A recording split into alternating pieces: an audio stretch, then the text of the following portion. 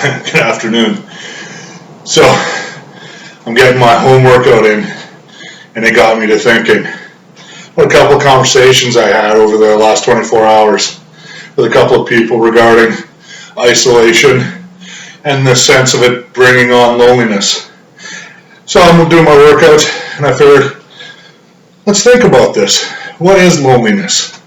What is this that causes so many people to feel like they're alone? This powerful emotion that destroys relationships, topples over very strong connections, destroys marriages, wrecks childhoods, causes friendships to end. What is this powerful thing that we call loneliness? Psychologists consider it to be a survival skill that we learn as children. All of us have experienced feeling lonely throughout our lives, maybe only for a short amount of time, but all of us remember that painful and scary feeling that came along with this sensation that we call feeling lonely. Abandonment is definitely at the core of the sensation or the emotion known as loneliness. Whenever we are reminded of this feeling of abandonment, we get a chemical rush of that abandonment distress, and we experience it as, you guessed it, loneliness. Don't be fooled, right? You can feel lonely amongst a crowd of friends, at a concert, at a festival. You can still have that rush and that distressful feeling of loneliness in a very populated environment. You can have it even after sharing a very intimate moment with your wife or your loved one, your life partner. It comes out of nowhere. What is it?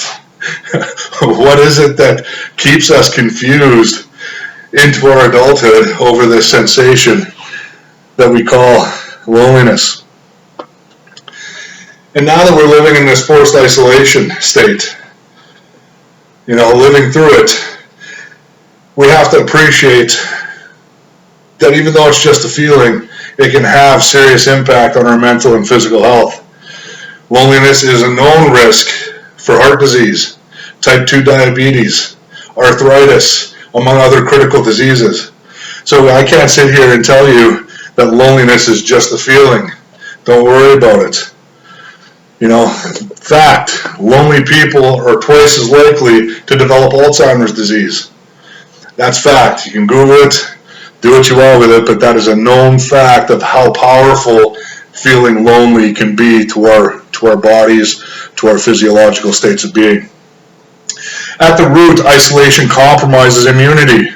It increases the production of a stress hormone known as cortisol and is harmful to our sleep patterns. I'm sure I'm not the only one here that's suffering from sleep, pattern changes over the last few weeks, and it's going to go on for the next month or so, according to what our Prime Minister had to say regarding the quarantine phase today or yesterday.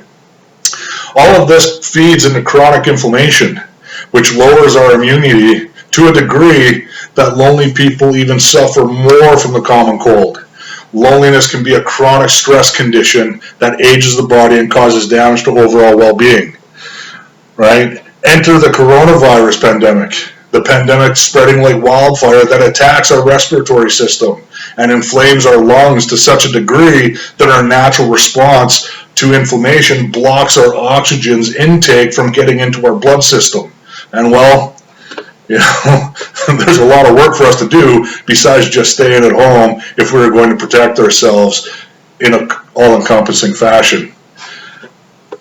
Improving our immune system with enhanced vitamin intake, antioxidants, and increased consumption of pineapples that are known to lower inflammation are good areas to focus on, as is reduction of red meats and consumption of toxic foods, processed foods, things that have antibiotics in it, whatever your dietary beliefs are, try to stay away from some of the foods that cause inflammatory responses to our systems.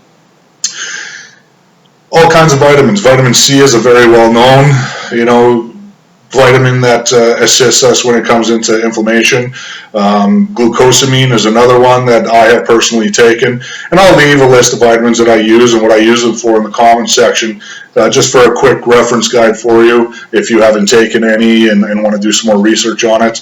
My list is not limited to these specific vitamins, as everybody's body is unique. So get to know yourself over the next little while and use this time to re-engineer your system and to provide it what it needs. But I digress. Back to loneliness. Loneliness has both emotional and situational dimensions. While both need to be addressed to overcome the feeling and connect with others, the subjective perception of loneliness is often the dominant factor. Fact: people with only a few friends can feel completely fulfilled, while people with vast social networks can feel extremely lonely. For this reason, it is important that those experiencing loneliness challenge those feelings, especially right now as we're living through this quarantine period. And in some cities, like here in Toronto, it's bordering lockdown. Challenging those and acknowledging the likely transience of those feelings will also take concrete steps to strengthen distant connections to others throughout this quarantine period and ongoing as may be required. Right? It is a feeling that we can combat and work hard to silence. So here are some of my tips for recognizing loneliness and what it is, dealing with it in the healthiest ways possible, realizing that loneliness has severe consequences. If we just let it fester, as psychologists say we have since childhood, it's going to bring bad responses, be it negative energy, negative thoughts, and it has physiological abilities to harm. It can destroy how we look, it affects our skin, it affects our joints, it causes inflammation, and right now in this climate with coronavirus, that's exactly what it needs to thrive: immune suppression and inflammation. And those are two things that the coronavirus will absolutely bring us to a world of hurt should we come into contact with that virus. That being said, for anybody that is close to it or dealing with being infected, there are natural remedies that you can consider over and above what doctors might be prescribing you from a pharmaceutical perspective that may in fact help you. Like I said, pineapples are a natural anti-inflammatory. Eating more of that will certainly have some response for you. Vitamins, all kinds of different vitamins, vitamin C, directing vitamin D and vitamin K working together to get some of your blood system moving a little bit quicker. Redirecting the calcium where it's supposed to go. So nonetheless, definitely take a moment of your time to research some of the vitamins and some of the nutritional qualities that most of our foods, if they're prepared for us, they don't have it. Our agriculture system has been overworked. Our foods are definitely nutrient deficient. Complementing and supplementing with a healthy vitamin regimen after the fact is certainly going to help all of us, whether you're infected with the virus or if you're trying to build your immunity to fight the virus and protect yourself. So realizing that loneliness is a feeling, it's not a fact, is probably one of the first things that we need to do. When we are feeling lonely, it's because something has triggered a memory of that feeling, and not because we are in fact alone. So those of you out there who are feeling alone, please understand that it's just a feeling that you're having at this present time. You aren't in fact alone. You can reach out to people via the internet, pick up the phone, make a phone call, DM me if you have no contacts that you wish to talk to. All kinds of people in this world, professionals, all the same. There are people there for you. You are not alone. And that's the first thing that we need to do when we have that creeping sensation of loneliness popping in. Our brain, like our body, is designed to pay attention and alert us to pain and danger. And that includes painful, scary feelings. Therefore, loneliness gets an all-encompassing attention when it pops up in our world. We obsess over it because we can't think of anything else. And like my video a couple of days ago, it was about training the brain. Right, the brain is our center. It's the hub for our computer network that we call the body. right? Whatever is controlling it, everything else is kind of irrelevant while the brain is occupied. So, understanding that you aren't alone and the feeling is not fact is the first area that we can do and go focus on in order to help us get through. But then the brain also tries to make sense of this feeling, right? Because we're all rational beings. We're all elevated creatures. We're no longer the human animal. We are sophisticated. We are intelligent beings all across the globe. So then we try to make sense of this feeling, and we ask ourselves, why am I feeling this way? Is it because nobody loves me? Is it because of something I did? Am I a loser? Am I worthless? What have I done with my life? Because all the people around me are being mean, or they're bullying and teasing and all those other things that come through, depending on your circumstance. And that can vary from person to person on how you ended up in that lonely sensation and that lonely feeling. Our general theories about why we are feeling this loneliness can become confused with fact. Right? And this becomes a bigger problem. So just realizing that we are having a feeling and not fact, and accepting it as a feeling without overreacting, overthinking, will help us deal with this as it comes to us.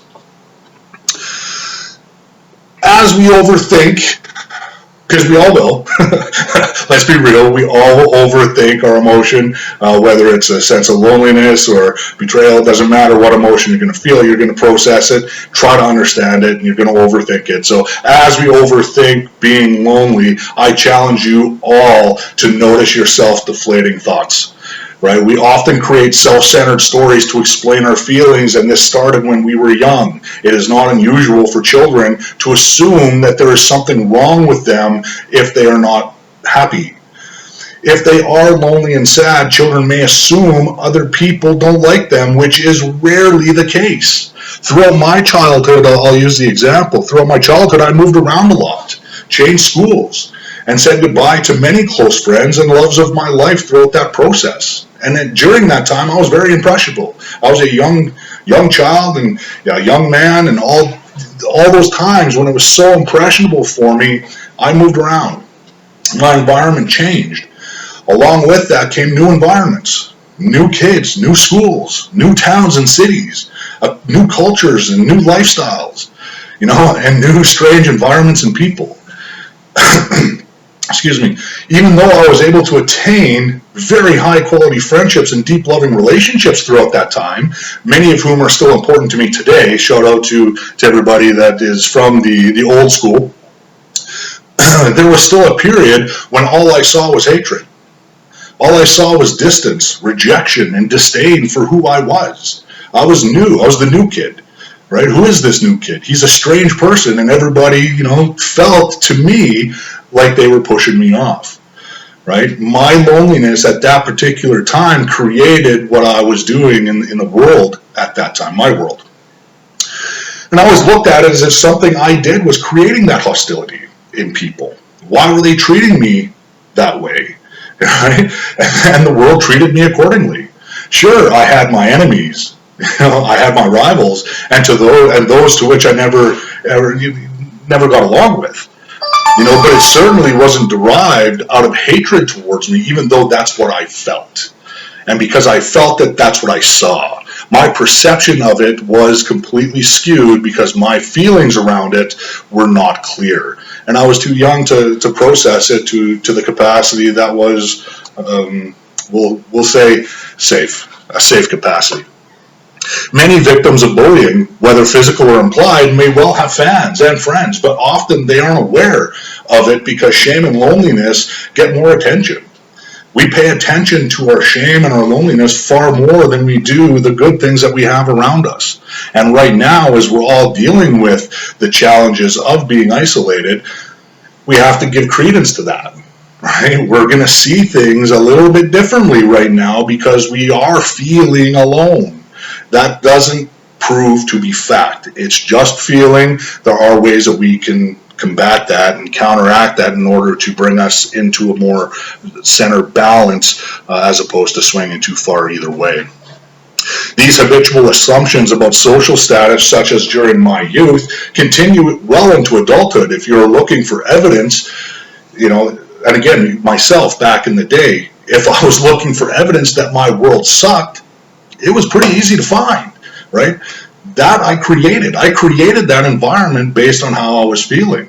So if you are looking for reasons and evidence that your world sucks, or the world in general sucks, you can always find it, even if it's just in your perceptions, just like me when I was younger.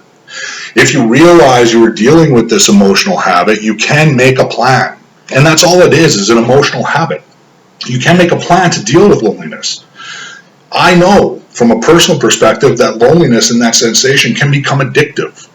And it provides a false sense of comfort when it becomes a reason for other behaviors that we have grown to use in order to silence it, to make it quiet. That feeling, there is always a way to overcome it and allow real feelings that not only feel good, but also do good to take its place. And that's something that we don't really give any credence to or recognize in ourselves. All that emotion that we're absorbing and all those behaviors that are being influenced by that particular emotion are preventing other more positive, externally positive feelings from taking form. Since healthy interactions with friends is good, make some effort. Put in the effort. Take it from a kid who lived across, a lot of distance relationships that I've had throughout my life. We have to make an effort to maintain these connections with people. If we don't put in the effort, we're going to feel lonely. Those connections are going to waver. They're not going to be as strong as they once were, right? So making that effort and taking that initiative to reach out to people. Maybe we can't travel right now, so it's going to all be telephone and online and FaceTime and all those different things, but we have to take that initiative and make that effort in order to maintain our connections and create healthy environments for our associations. Right, initiating conversations via FaceTime is probably the best way to go because you get somewhat of a personal experience and a physical experience by seeing people, face to face. It's a good second to the actual, physical meeting with people. That, definitely that particular area can help with loneliness and depression for those of you that have taken loneliness to a different level. If you are suffering from depression, definitely I recommend that you do reach out to a professional throughout this time. Take some actions like I listed in my last video on how to counteract those triggers. If you don't have anybody that is trustworthy or available to you in order to confide in, there are professionals in your area that are absolutely willing and able and capable and excited to help you, right? They know what you're going through and they can see the worth that you bring to our society. So never forget the worth that you hold, even when your thoughts are telling you otherwise. Yes, all of these things that we have to do in order to maintain ourselves and work on the emotional equivalents inside, especially loneliness right now, it takes work, right? I'm not professing that it's going to be easy for anybody here, much like exercising, and it might not feel good initially, but over time it becomes quite comforting, thus worthwhile. Right? Even when you are feeling tired or lazy, still going through with your exercise routine is going to make you feel better long term, right? So when you're dealing with these lonely feelings or these negative child-induced, fears that have been derived because of abandonment, there is positive things that we can do in order to offset them. That's what this video is about today. Shout out to the two people I talked with earlier in person regarding this particular topic. But again, these are childhood injuries. They are memories being triggered. Understand that loneliness is simply a feeling. It is not fact. And if you believe it is fact, take those steps to get out of and disprove yourself, challenge that thought, and one of the best ways to do it is to reach out to those people in your world that are going to be there for you. If you don't have anybody there, DM me, I'll be here, I'll respond to you as quick as possible. If you need something a little closer to home and you're going into a deeper area of it, professionals are there to remind you just how valuable you are to our society. And again, stay fit, stay strong. Movement RX, we are meant to move forward. Feed that fire. Have a great day. Stay safe, everybody.